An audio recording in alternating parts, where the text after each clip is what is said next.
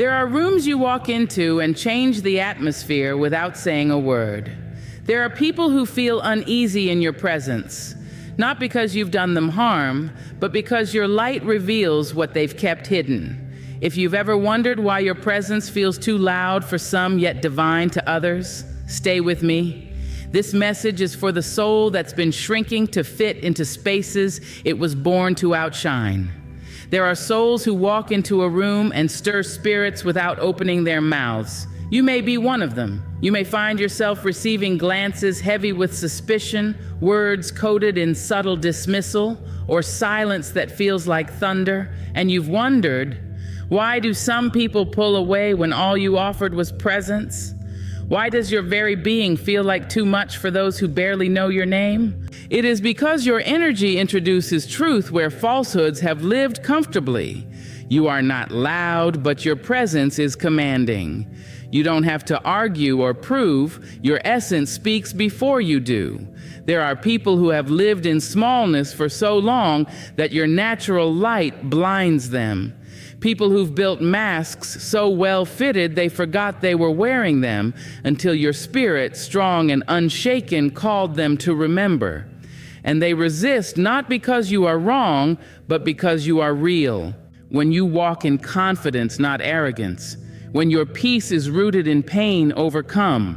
When your joy is not performative, but earned through battle scars and broken nights. You become disruptive to anything built on shallow ground. And so people may pull back. They may respond to your presence with coldness, with distance, with envy cloaked in politeness, or criticism cloaked in concern.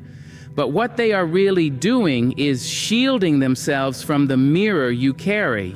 You are not just a person, you are a vibration, you are a reminder. You are a walking truth that whispers to every dishonest part of someone's life, be still, be seen. And not all are ready to be seen.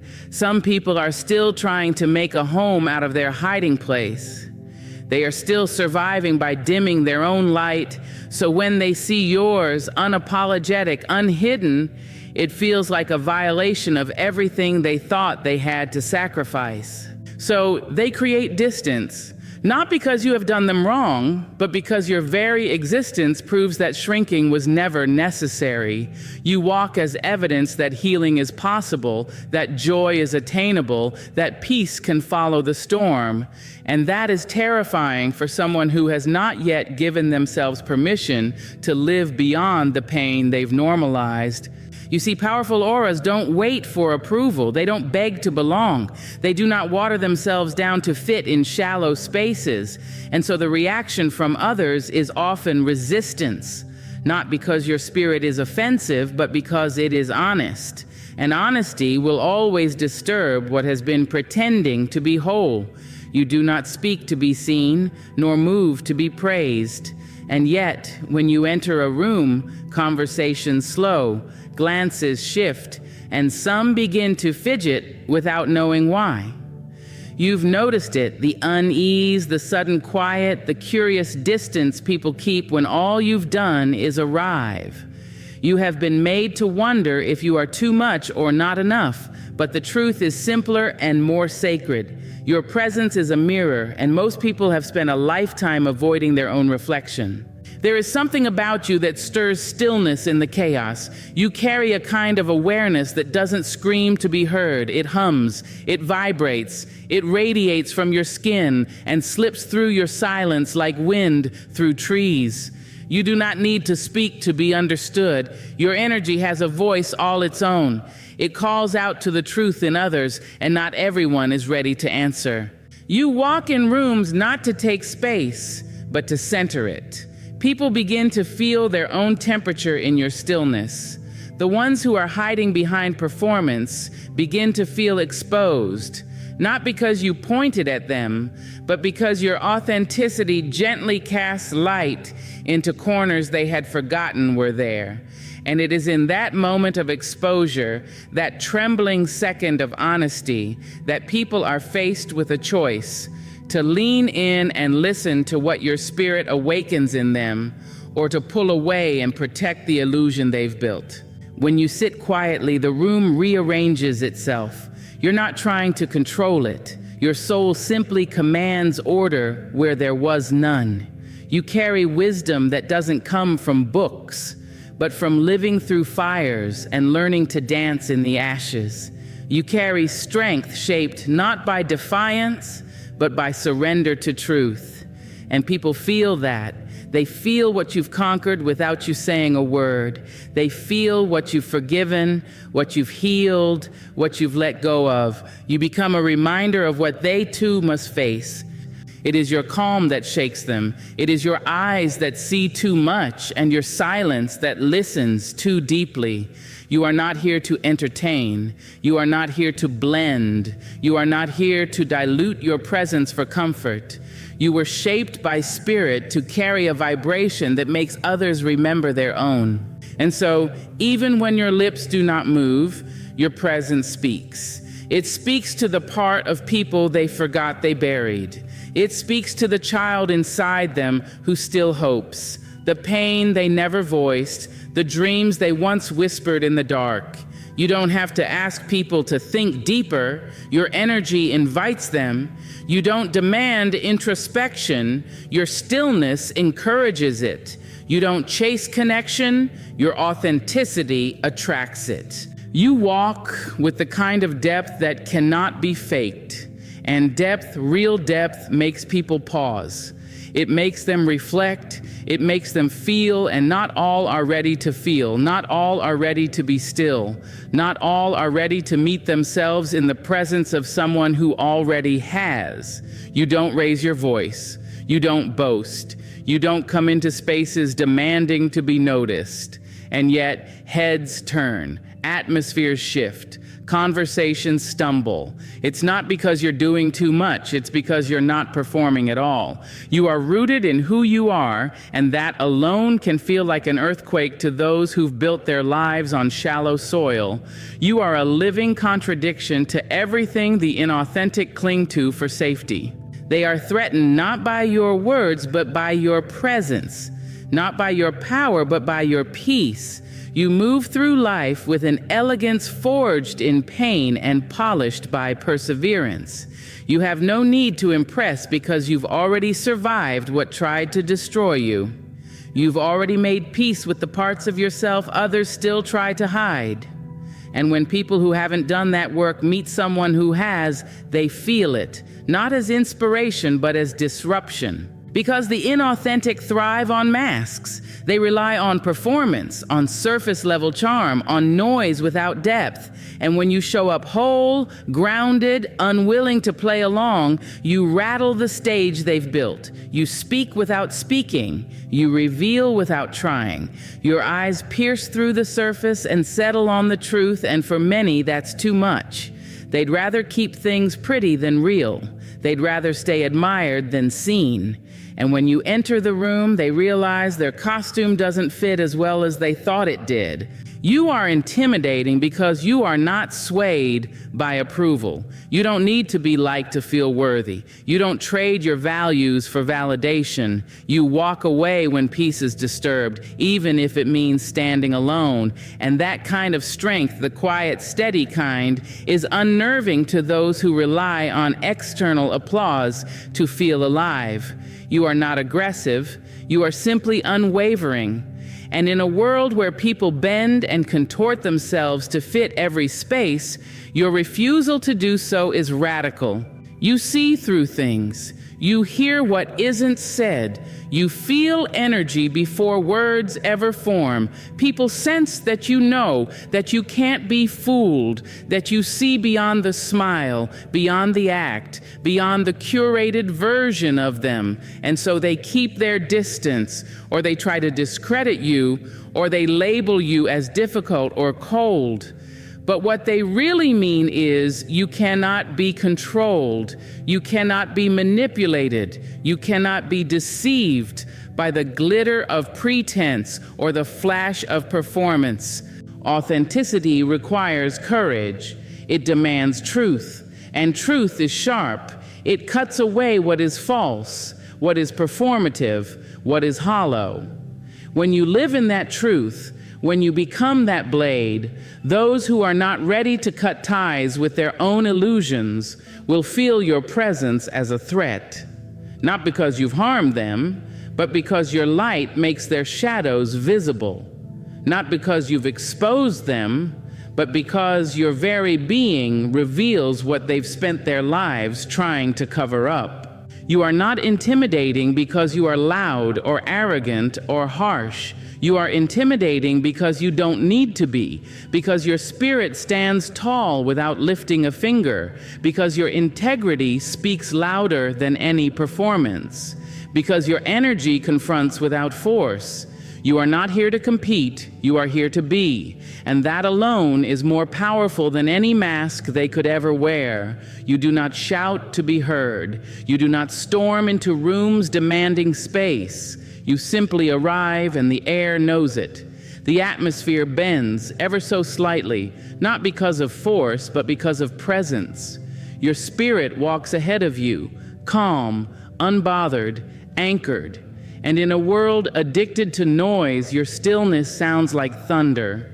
You carry peace not because life was gentle with you, but because you learned to find quiet in the middle of the storm, because you made stillness your sanctuary when all else screamed for your destruction. You became peace by choosing not to become what tried to break you. You did not harden, you healed. You did not retreat, you transformed. And now, people don't know what to do with you. They don't understand how you can be so soft yet unshakable, so kind yet untouchable, so present yet free from the chaos they carry. Your peace is not passive. It is the product of deep work, long nights, tears that had no audience, and prayers whispered with trembling breath. And that kind of peace, the kind that's earned, not borrowed, disrupts everything that thrives on unrest. People who feed on conflict feel unsteady around you. Those who stir gossip, manipulate silence, thrive on drama, find no foothold in your energy. They cannot rile you, cannot bait you, cannot drag you into their whirlwind because you do not serve chaos. You witness it, recognize it, and walk away. And walking away without explanation, without anger, without theatrics, that unnerves them. Your exit is too clean. Your boundaries are too clear. Your refusal to match their frequency leaves them exposed to the emptiness of their own noise. You see, your peace isn't just calm, it's authority. It says, I know who I am, I know what I will not allow, I know the value of my energy and the price of my presence. And in a world where many are performing success, performing relationships, performing healing, you are simply being. That authenticity pierces through pretense. It brings to surface what others try to hide beneath their busyness and their pride and their endless distractions. You become a mirror to the unsettled. They look at you and are forced to see where they have abandoned themselves. Your peace calls out their unrest. Your silence exposes their noise. Your joy, unbought and unprovoked, reminds them that true contentment cannot be faked, and that confrontation with themselves, not with you, is what they're really reacting to. You are not the enemy. You are the evidence that another way exists, that healing is real, that peace is possible. But peace, real peace, cannot be worn like clothing. It must be cultivated, it must be built, and building it demands the demolition of all things untrue. You are disruptive because your peace is truthful. It is not reactive. It does not chase. It does not beg. It does not prove. It simply remains. You do not need to clap back or correct or convince. You do not need to explain your soul to someone who is committed to misunderstanding it. You just breathe. You just live. And in doing so, you shift the room. You recalibrate the energy. You remind the wounded that stillness is possible and remind the restless that chaos is not home. You carry a peace that makes noise without sound, that challenges without confrontation, that speaks without words. And that kind of peace is power. That kind of peace is rare. That kind of peace cannot be bought, borrowed, or broken. It simply is.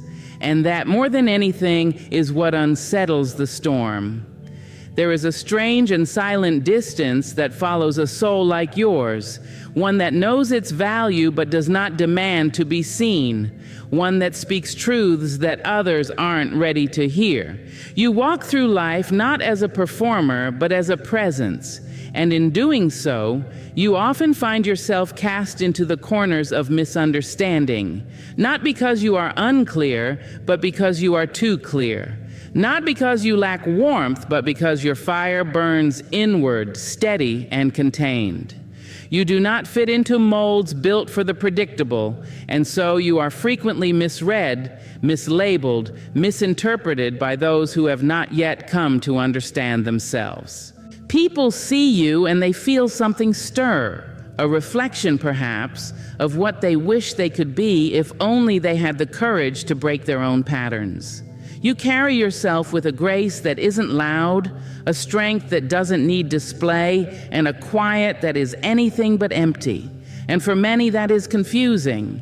The world teaches them to look for power in volume, presence in performance, leadership in domination. But you lead by being. You command by existing. You influence without effort.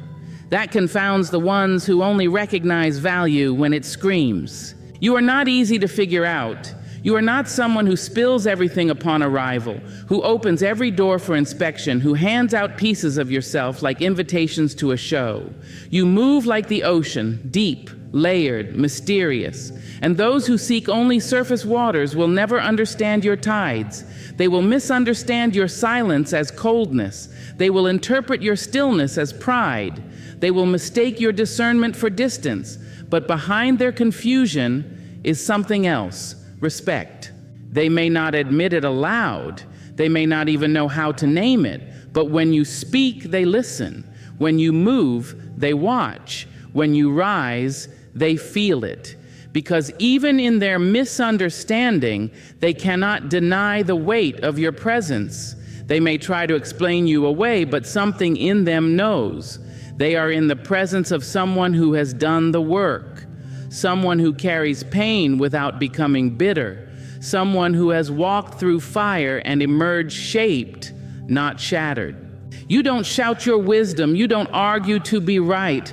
You simply live in alignment with what you've learned, and that unsettles those who are still pretending. You do not water yourself down to be digestible. You do not conform to be accepted. You would rather walk alone in your truth than gather a crowd in a lie.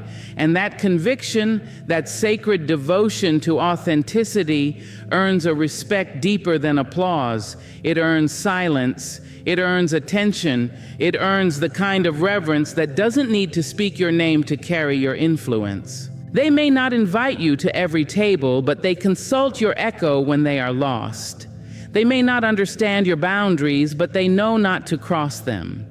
They may never say you inspire them, but they will try to imitate your calm. You are not the loudest voice in the room, but you are the voice that lingers when the noise fades. You are not the most agreeable, but you are the most aligned. And in time, even those who misunderstand you will come to respect you, not because you changed for them, but because you remained unchanged by them. You walk with the knowledge of who you are. You speak with the authority of survival. You love with the wisdom of someone who knows what it costs to love deeply. And though it may isolate you, though it may confuse those who seek simplicity in others, your truth remains whole.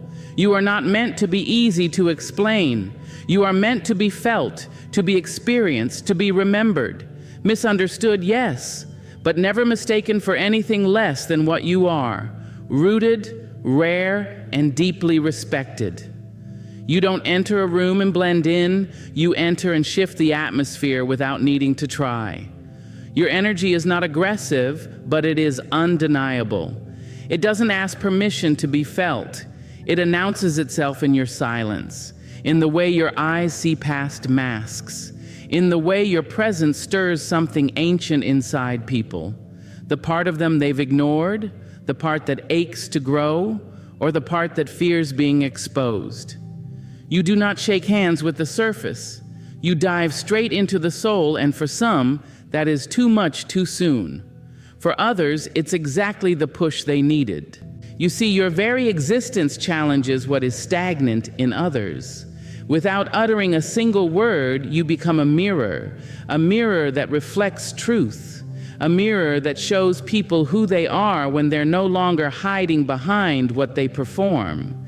And not everyone is ready for that reflection. Some will step forward, trembling, unsure, but willing to confront their own edges. They will rise, not because you told them to, but because your energy dares them to believe they could be more. You awaken the buried hunger in them to be real, to be bold, to be healed. But there are others who will run. Not because you hurt them, but because your wholeness threatens their excuses. Your light reveals where they've grown comfortable in the dark. Your strength unsettles the part of them still living in fear. You become a storm to those who've only ever known the stillness of suppression. And rather than face themselves, they retreat, they back away, they ghost you, avoid you, minimize you, not because of anything you did, but because they're not yet ready to meet the version of themselves your presence demands. And you must understand, this has nothing to do with ego. It has nothing to do with pride. It's not about being above anyone. It's about being in alignment with truth. And truth, by its nature, is disruptive. You don't entertain what is fake. You don't make space for what's shallow. You don't cling to what's lukewarm. You move with intention, with depth, with fire. And those who are not prepared to move with you, who are still clinging to their comfort zones, their lies, their stories, they will choose escape over evolution. But do not dim for those who run. Do not shrink so you're easier to swallow. Do not dilute your spirit just to be more palatable. You are not meant to make everyone stay. You are meant to spark a choice. You are the line in the sand. You are the invitation and the warning. And how they respond is their journey, not your burden. Some people will rise because of you, others will flee. But either way, you were the call to something higher. Either way, you left them with a decision they can't forget. And what a gift that is, to be the one who reminds people of who they could be, to be the one who makes them question their fear, to be the one who interrupts the ordinary with a glimpse of the extraordinary. You may be misunderstood. You may be called intense. You may be left behind by those not ready to grow. But your presence is your power. Your presence is the test and the teaching.